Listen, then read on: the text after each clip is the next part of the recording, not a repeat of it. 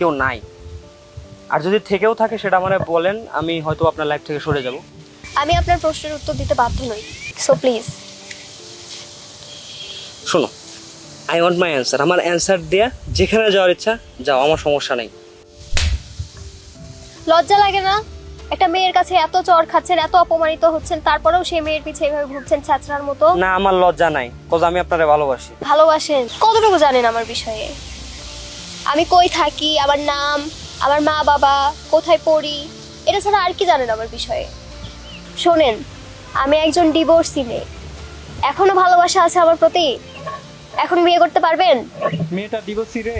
নাকি সিম্প্যাথি দেখে কিছুদিন রিলেশন করে এই ডিভোর্সের অজুহাত দিয়ে চলে যাবেন? শোনেন, আপনার মতো অনেক রোমিও ছিল যারা আমাকে বিয়ে করার জন্য এক পায়ে খাড়া কি ছিল, এত কথা বলছে কিন্তু রে? যখন শুনেছে যে আমি ডিভোর্সি, তখন তারাও লেজ গুটিয়ে পালিয়েছে। ও তো একটা ডিভোর্সি মেয়ে। একটু চুপ থাক ভাই।